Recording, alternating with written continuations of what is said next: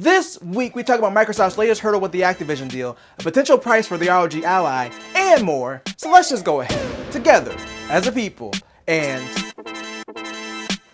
check it out!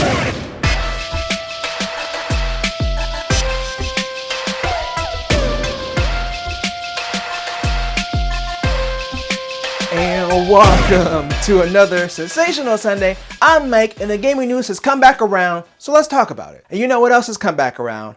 More news about the Microsoft Activision merger. So last time we checked in on the Microsoft Activision deal, they were trying to get the deal passed through regulatory bodies, including the Competition and Markets Authority in the UK, which we're focusing on for this story today. So previously the deal was being scrutinized because of Call of Duty and what that could do as far as Microsoft's competitors in the console market.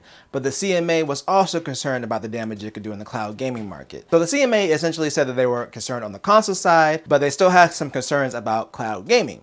Meanwhile, Microsoft had been signing 10-year deals to bring Xbox and Activision games to other cloud competitors. I assume that this would probably be enough to satisfy the CMA and they would approve the deal. Wrong! So the CMA has officially moved to block the deal due to the damage it could cause to the future of cloud gaming platforms. The CMA is basically citing the fact that Microsoft already controls Windows and Xbox, plus they already have control over the cloud infrastructure with owning xCloud and Azure, which is a backbone cloud service used by a lot of businesses. They also feel that the 10-year deals that Microsoft offered some of its cloud gaming competitors doesn't cover certain types of gaming service models like multi-game subscription services or new models that could pop up in the future. Basically, they feel like having games like Call of Duty and World of Warcraft be possibly exclusive to their cloud service could really damage cloud gaming since it's a new market and they already have a foothold in the cloud infrastructure overall. Now, this could possibly spell the end of the deal for Microsoft unless they can offer something else that will please the CMA's concerns about cloud gaming. Now, it's time for my personal opinion. I really don't think that them owning Activision would have much effect on their dominance in cloud gaming. Like, they could easily not buy Activision and just make a deal with them to put those games on xCloud and it would have the same effect. But the one thing I find funny about this deal is it's like Sony and the regulators are acting like these games are like the Infinity Stones and somehow owning Activision will give them the power to snap every other company out of existence. The truth is, in my opinion of course, that yes, Activision has some big games and they're a big publisher, but there's really no singular or even a handful of games that can give anyone dominance over the gaming market. The cloud gaming argument from the CMA seems like it's not even really related to this deal in particular, but they're just not happy with the foothold Microsoft already has in the cloud space. If they buy Activision or they don't, it's probably not really going to change anything as far as their cloud gaming platform. So we'll see if Microsoft can overcome this hurdle or not, but even if they do, the deal may not close by June, which will result in Microsoft having to pay more money, or if the deal falls through, then they're also on the hook for $3 billion.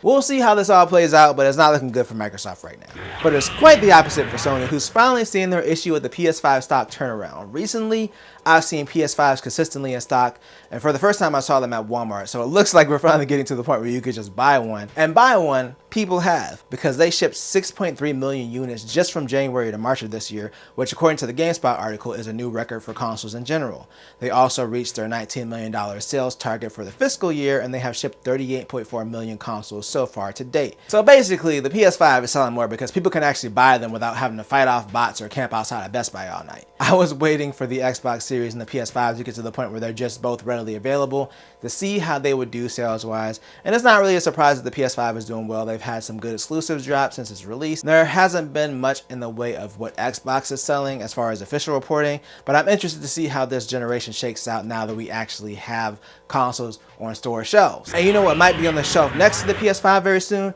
The PSVR 2. So the PSVR 2 is reportedly headed to retailers soon. Up until this point, the only way to buy one was through Sony directly through their online store. Now, I previously reported on the rumors that the PSVR 2 was underperforming sales-wise, so I'm interested to see how this thing does if it's on store shelves. This hasn't been officially confirmed by Sony. This is based on UK retailer Shop2. They had a listing that showed the PSVR 2 would be available May 12th, but it doesn't seem to be too far-fetched to assume that they would want to get some on store shelves to increase the overall visibility of the product. Now, at $550, I don't see this being like an impulse buy for most people at the store, but it may get it in front of people who may not even know this thing exists, and I hope the PSVR 2 does well because it'll benefit VR as a whole, but we'll see if anything changes when it finally comes to retail. And you know what else is coming to retail soon? The ROG Ally, and that's what we're talking about in our final story. So we have some possible price leaks for the ROG Ally. Last time I talked about it after the reveal, I was saying I expected it to be around $1,000 because handhelds with similar performance are around that price.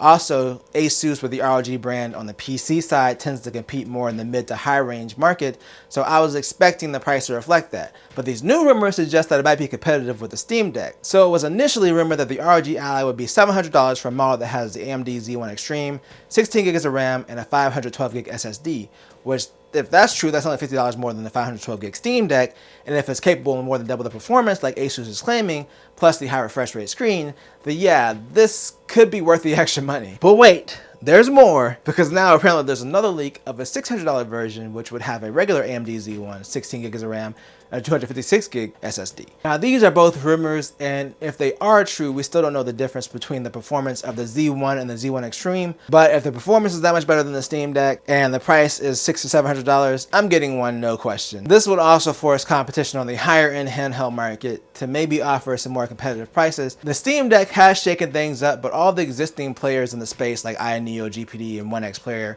just released more powerful handhelds at around $1,000, and with them being more powerful than the Steam Deck, it's still justified buying them if you wanted better performance. But if ROG's handheld comes out and is as powerful or more powerful than those at a lower price, it's really going to shake things up. Either way, I can't wait for this to come out. I'm super excited for it. Also, I'm super excited for sleep, so I'm gonna go ahead and get out of here. But let me know if you would consider buying the ROG Ally if it was $600 or $700. And until next time, if you enjoyed this video, then make sure to tell a friend, tell a coworker, like, share, and subscribe, and hit the bell notification to be notified when I drop a video or a live stream. And always remember to do at least 2 things at the same time.